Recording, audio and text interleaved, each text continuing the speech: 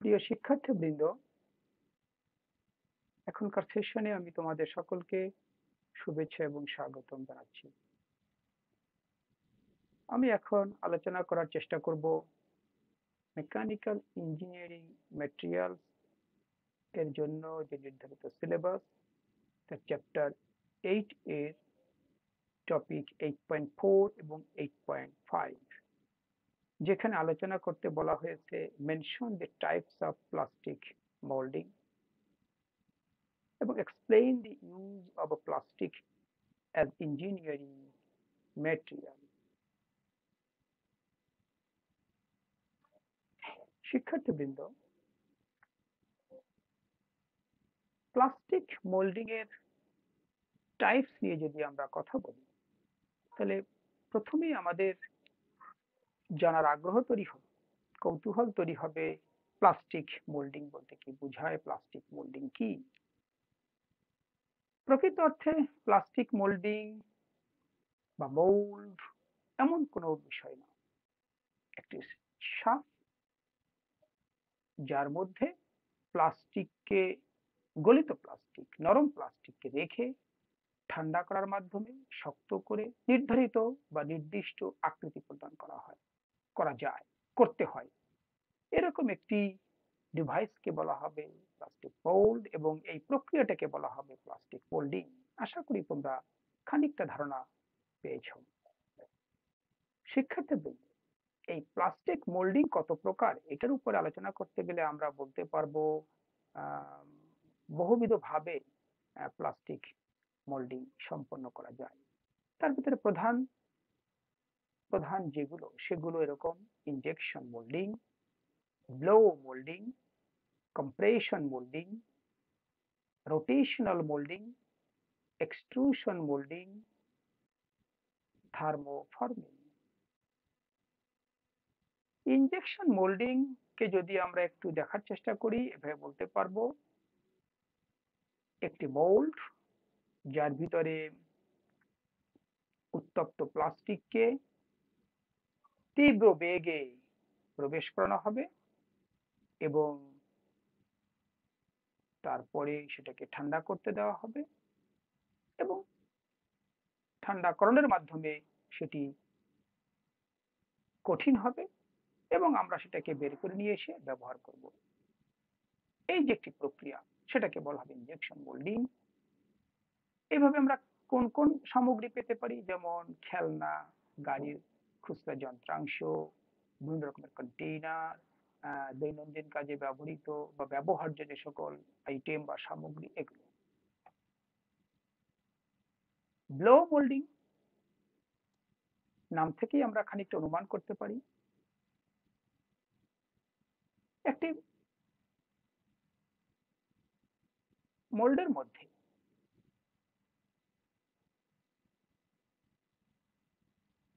আমরা গলিত প্লাস্টিক থাকবে, বাতাসকে প্লাস্টিক টিউবের মধ্যে আমরা প্রবাহিত করব এবং সেই বাতাস প্রবাহের মাধ্যমে মোল্ডের অভ্যন্তরীণ যে তল, তার গায়ে সকল গলিত প্লাস্টিক একেবারে লেপ্টে যাবে এবং তারপর যদি আমরা সেটাকে ঠান্ডা করতে পারি এবং ঠান্ডা করার মাধ্যমে কঠিন হবে এবং তারপরে সেটাকে বের করে নিয়ে আসবো, তাহলেই সেটি প্রক্রিয়াটাকে হয়ে যাবে ব্লো মোল্ডিং। এর মাধ্যমে আমরা যে সকল সামগ্রী পেতে পারি সেটা হতে পারে প্লাস্টিক বোতল, মধ্যে ফাঁপা এমন বিভিন্ন ধরনের কন্টেইনার, তেলের ট্যাঙ্ক, এগুলো সবই হচ্ছে ব্লো মোল্ডিং প্রক্রিয়া তৈরি করা হয়। কম্প্রেশন মোল্ডিং, ঠিক এই যে ইনজেকশন মোল্ডিং, ব্লো মোল্ডিং থেকে আমরা যে ধারণাগুলো পাচ্ছি আর এর যে নামকরণ কম্প্রেশন, তার মাধ্যমে আমরা এরকম একটি ধারণা তৈরি করতে পারি এবং বাস্তবে আমার ধারণাটাই সত্য হবে। সেটা হচ্ছে একটি নির্ধারিত বা নির্দিষ্ট আকৃতিযুক্ত মোল্ডের মধ্যে প্লাস্টিক ম্যাটেরিয়ালকে রেখে আমরা যদি চাপ দেই, অবশ্যই সেই প্লাস্টিক ম্যাটেরিয়ালটা হতে হবে গরম, উত্তপ্ত তাহলে এই চাপের মাধ্যমে ওই উত্তপ্ত প্লাস্টিক, যেটা অনেকখানি নমনীয় থাকবে, সেটি ওই মোল্ডের পুরো আকৃতিটাকে ধারণ করবে এবং তারপরে আমরা ঠান্ডা করব এবং বের করে নিয়ে আসার পরে যে দ্রব্য সামগ্রী পাবো বা পাওয়া যাবে সেগুলো হচ্ছে এরকম ইলেকট্রিক্যাল বিভিন্ন রকমের সুইচ, গৃহে ব্যবহার হয় এরকম বিভিন্ন রকমের ইলেকট্রিক্যাল অ্যাপ্লায়েন্সেস বা সহায়ক সামগ্রী, বড় বড় গাড়ির যন্ত্রাংশ, সবই এই কম্প্রেশন মোল্ডিং তৈরি করা হয়। রোটেশনাল মোল্ডিং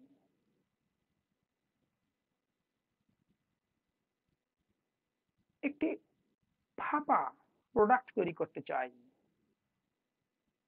তাহলে আমরা এরকম একটি উপায় বের করে নিতে পারি যে প্লাস্টিককে পাউডার করব, তারপরে আমরা একটি মোল্ডের মধ্যে সেগুলোকে পূরণ করব বা ভরবো, এরপরে সেই কন্টেইনার বা মোল্ডটাকে আমরা দ্রুত গতিতে ঘোরাবো। তাহলে সকল প্লাস্টিক পাউডারগুলো ঘূর্ণনের ফলে ওই মোল্ডের গায়ে লেগে যাবে এবং তারপরে যখন এটাকে উত্তপ্ত করব বা তাপ দিব, সেই পাউডারগুলো সব একত্রিত হয়ে যাবে উত্তপ্ত হওয়ার কারণে, গলে যাওয়ার কারণে এবং মোল্ডের অভ্যন্তরীণ তলে লেগে যাবে।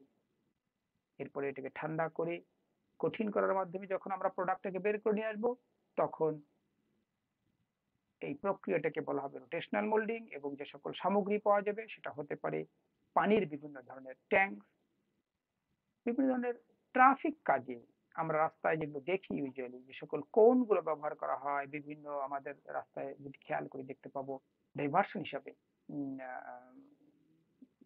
ট্রাফিক গন বা ট্রাফিক পুলিশগণ এই রাস্তার মধ্যে মধ্যে যেগুলো ব্যবহার করে, সব এই সকল প্রক্রিয়ায় তৈরি করা হয়।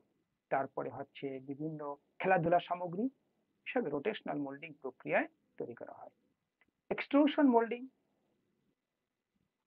ঠিক নির্দিষ্ট একটি নির্ধারিত আকারের বা আকৃতির ডাই থাকবে, তার মধ্য দিয়ে উত্তপ্ত প্লাস্টিককে যখন আমরা পুশ করব, ঠেলে দিব এবং তারপরে সেটি যদি কন্টিনিউয়াস ধারাবাহিকভাবে একটা বিভিন্ন দৈর্ঘ্যের আমরা বের করে নিয়ে যাই, তাহলে আমরা ওই ডাইয়ের ফর্মে, ডাইয়ের আকারের আমরা প্রোডাক্ট পেয়ে যাব প্লাস্টিকের এবং তারপরে সেটাকে আমরা বিভিন্ন মাপে আমরা কেটে কেটে আমরা ব্যবহার করতে পারবো। যেমন হতে পারে কি প্লাস্টিক পাইপ, স্ট্র, জানালার যে সকল ফ্রেম, এই জাতীয় একই রকমের আকৃতি কিন্তু আমরা কেটে কেটে টুকরা করে বিভিন্ন জায়গায় বিভিন্নভাবে ব্যবহার করে নতুন স্ট্রাকচার বা কাঠামো তৈরি করতে পারি। এই ধরনের সামগ্রী তৈরির জন্য এক্সট্রুশন মোল্ডিং খুব উপযোগী। থার্মোফর্মিং তেমন কোনো প্রক্রিয়াই না, কিন্তু একটি প্রক্রিয়া খুবই গুরুত্বপূর্ণ, কারণ প্লাস্টিক শীটকে আমরা উত্তপ্ত করব, মোল্ডের মধ্যে দেব এবং সেগুলোকে আমরা বিভিন্ন আকারে বা আকৃতিতে আমরা শেপ দিব এবং তার প্রয়োজনে সেগুলো বিভিন্ন জায়গা থেকে কেটে শেপিংটা তৈরি করব। এরকম আকারে যদি কোনো সামগ্রী তৈরি করা হয়, তখন সেই যে প্রক্রিয়া, সেই প্রক্রিয়াটাকে প্লাস্টিক তৈরির প্রক্রিয়ার ক্ষেত্রে বলা হয় থার্মোফর্মিং। অবশ্যই যেহেতু নাম থার্মোফর্মিং এবং কাজের সময় অবশ্যই এই প্লাস্টিক শীটগুলো উত্তপ্ত থাকবে, উত্তপ্ত করে নিতে হবে। যেমন আমরা ফুড প্যাকেজিং এ এই থার্মোফর্মিং প্রোডাক্টকে ব্যবহার করি, বিভিন্ন রকমের ট্রেস পাই, এর মাধ্যমে ট্রে আমরা যে ট্রে গুলো ব্যবহার করি বিভিন্ন সময় প্লাস্টিকের তৈরি, তাতে থার্মোফর্মিং প্রক্রিয়া আমরা সেগুলো তৈরি করতে পারি। ডিসপোজেবল যে সকল প্লেট আমরা ব্যবহার করি আমাদের আধুনিক সময়ে, যে সকল আম, এই আমরা বলা যেতে পারি খাদ্য সামগ্রী বহন, তারপরে পরিবেশন, এই সকল কাজে ব্যবহার করি, অবশ্যই সেগুলো ডিসপোজেবল। এই সকল যে সামগ্রী প্লাস্টিকের সবগুলো থার্মোফর্মিং প্রক্রিয়ায় তৈরি করা হয়। প্রিয় শিক্ষার্থীবৃন্দ, তোমরা তাহলে যে টাইপস অফ প্লাস্টিক মোল্ডিং সম্পর্কে খানিকটা ধারণা অর্জন করলেন। আমরা এরপরেই দেখার চেষ্টা করব প্লাস্টিকের বহুবিধ ব্যবহার, বিশেষ করে প্রকৌশল কর্মকাণ্ডের ক্ষেত্রে। একদম প্রথম থেকেই যখন সংজ্ঞা বলছিলাম তখন থেকেই মনে হয় এই কথাগুলো বারবার হয়তো বলা হয়েছে যে আহ, বর্তমান যুগে গৃহস্থলী, দৈনন্দিন কাজ, সমাজের বিভিন্ন কাজের ক্ষেত্রে বাদ দিলে আমরা বিশেষ বিশেষ চিকিৎসা বিজ্ঞানে, বিভিন্ন রকম প্রকৌশল কর্মকাণ্ডে, বিভিন্ন রকম সৌন্দর্য বর্ধনকারী যে সকল ইন্ডাস্ট্রি তাদের কাজগুলো সম্পাদন করে বিভিন্ন ইভেন্টের ক্ষেত্রে, সবই মূলত বলা যেতে পারে অধিকাংশ ক্ষেত্রে প্লাস্টিক সামগ্রী ব্যবহার। এই জন্য আমরা বলতে পারি যে প্লাস্টিক বর্তমানে তার বহুবিধ মাত্রার ব্যবহারযোগ্যতা দিন দিন বাড়িয়ে চলেছে। যদিও পরিবেশ আবার একে বলছে যে পরিবেশের বান্ধব, পরিবেশের উপযোগী এমন প্লাস্টিক তৈরি এবং ব্যবহারকে তারা অ্যাক্সেস দিতে চায়, প্রবেশ করাতে চায়, অনুমতি দিতে চায়। এর বাইরের যে সকল আইটেম সমূহ থাকে, এর বাইরের যে সকল প্লাস্টিক সামগ্রী, সেগুলোকে তারা খুব স্বাচ্ছন্দ্য বোধ করেন এবং তারা বারবার বলার চেষ্টা করে পরিবেশবাদীরা যে এগুলো পরিবেশের জন্য খুব ভয়ঙ্কর, বিকজ তারা পরিবেশের সংস্পর্শে বা মধ্যে যখন চলে আসে তখন, বা প্রকৃতির মধ্যে যখন চলে আসে, ন্যাচারালি যখন চলে আসে, তখন সেগুলো আর ডিকম্পোজ হয় না, নষ্ট হয় না। তো পরিবেশকে তারা নষ্ট করে। যাই হোক, আমরা বলতে পারি এরকম ক্ষেত্রে ব্যবহৃত হয়। অবশ্যই সেটা প্রকৌশল কর্মকাণ্ডের সঙ্গে সম্পৃক্ত, যেমন প্যাকেজ, ব্যাগ, বোতল, ফুড কন্টেইনার, বিভিন্ন রকমের ফিল্ম, সবই কিন্তু প্লাস্টিক দিয়ে তৈরি। কনস্ট্রাকশন কাজে অবশ্যই ব্যবহার করা হয়, যেমন পাইপ, ইনসুলেশন, রুফিং, ফ্লোরিং, সব ক্ষেত্রেই আমরা আজকাল যেসব সামগ্রী ব্যবহার করি তার অধিকাংশই plastic. Automobile industry, bumper, dashboard, fuel tank, light যে সকল কভার যে সকল জায়গায় দেওয়ার পরে অনেক ক্ষেত্রে প্লাস্টিক ব্যবহার করা হয়।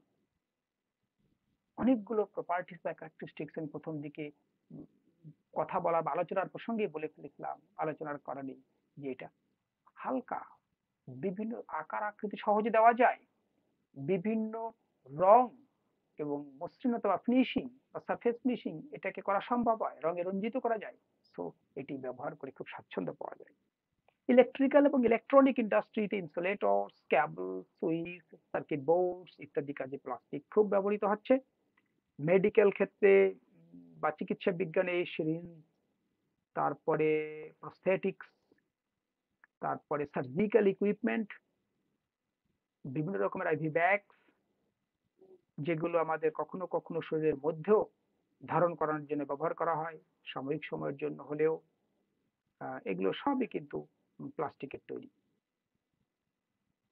কনজিউমার গুডস হিসেবে ব্যবহার করা হয় প্লাস্টিক দিয়ে, দ্রব্য সামগ্রী তৈরি করা হয়, বিভিন্ন রকম খেলনা, ফার্নিচার, রান্নার তৈজসপত্র, টেক্সটাইল সামগ্রী হিসেবে ব্যবহার করা হয় ইন্ডাস্ট্রিতে, বিভিন্ন রকমের গুডস। এরোস্পেস এবং ডিফেন্স দুটোই খুব গুরুত্বপূর্ণ জায়গা। বৃহৎ শিল্প, বহুবিধ ব্যবহার, সেখানেও এই প্লাস্টিকের যে হালকা, ওজনে হালকা এবং সহজেই বিভিন্ন আকার আকৃতি দেওয়া যায়, তারপরে সারফেস ফিনিশিং করা যায়, বিভিন্ন রং দিলে সেগুলোকে রঞ্জিত করা সম্ভব হয়। এই সকল কারণে প্লাস্টিকের বহু ব্যবহার সেফটি ইকুইপমেন্ট হিসেবে এবং লাইট ওয়েট কম্পোনেন্টস তৈরিতে এই অ্যারোস্পেস এবং ডিফেন্সে ব্যবহার করা হয়। প্রিয় শিক্ষার্থীবৃন্দ, তাহলে প্লাস্টিকের যে ব্যবহার সেটি সম্পর্কে আমরা ধারণা পেলাম। এই আলোচনার মাধ্যমে আমি তোমাদেরকে অনুরোধ করতে চেষ্টা করব, তোমরা যা শুনলে প্রয়োজনে আবার শুনবে, আবারও শুনবে, আবারও শুনবে, অন্য বন্ধুদেরকে শুনতে উৎসাহিত করবে এবং অবশ্যই সম্ভব হলে এবং সম্ভব করবে বিভিন্ন টেক্সট পড়ে তোমার ধারণাকে এবং জ্ঞানকে আরো বাড়িয়ে নেওয়ার চেষ্টা করবে। শিক্ষার্থীবৃন্দ, তোমাদেরকে ধন্যবাদ জানিয়ে এখনকার সেশন আমি এখানে শেষ করছি।